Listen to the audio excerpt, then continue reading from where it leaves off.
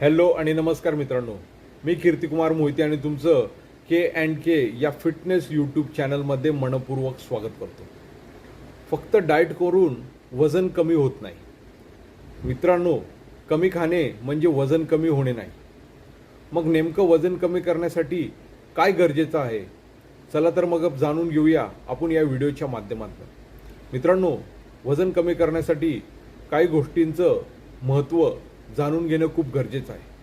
त्याचबरोबर योग्य आहार, नियमित व्यायाम, पुरेशी झोप, भरपूर प्रमाणात पाणी आणि योग्य प्रशिक्षणाचं मार्गदर्शन या गोष्टी गरजेच्या आणि महत्त्वाच्या आहे. लक्षात ठेवा, वजन कमी करण्याचा प्रवास प्रत्येक व्यक्तीसाठी वेगवेगळा असू शकतो. त्याचबरोबर त्यात महत्त्वाची गोष्ट म्हणजे सातत्याने संयम राखणे खूप महत्त्वाचे आहे.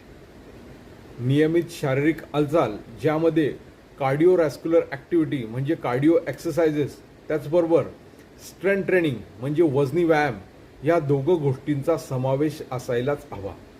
त्याचबरोबर या गोष्टी जर आपण व्यवस्थित जर रोज करत असलो, याच गोष्टींमुळे आपल्या शरीरातील चयापचय म्हणजे मेटाबॉलिझम प्रक्रिया अतिशय चांगल्या पद्धतीने गतिमान करत असते व त्याचमुळे आपल्या शरीरातील चरबी जाळण्याची म्हणजे चरबी कमी करण्याची देखील या गोष्टींमुळे मदत होत असते.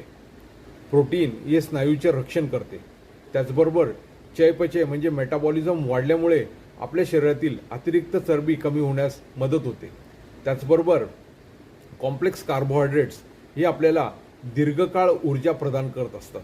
त्याचबरोबर आपण हेल्दी फॅट्स खाल्ल्याने आपले हार्मोन्स संतुलित व चांगल्या पद्धतीने कार्य करण्यास मदत होत असते.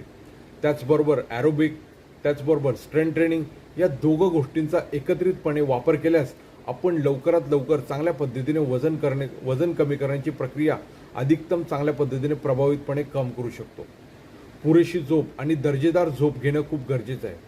चांगल्या झोपीमुळे आपले हार्मोन्स संतुलित होतात म्हणजे चांगल्या पद्धतीने कार्य करतात आणि त्याचबरोबर आपला मेटाबॉलिझम प्रक्रिया ही चांगल्या पद्धतीने आपल्या शरीरात काम करते. त्याचमुळे आपलं वजन कमी करण्यासाठी अतिशय महत्त्वाची भूमिका बजावत असतात. जसे जसे आपले वय वाढते तसे तसे आपले स्नायू म्हणजे मसल लॉस होत असतो, तसेच आपले स्नायू कमकुवत होत असतात आणि आपल्या हार्मोन्सची प्रक्रिया ही देखील मंदावते आणि बदलत असते.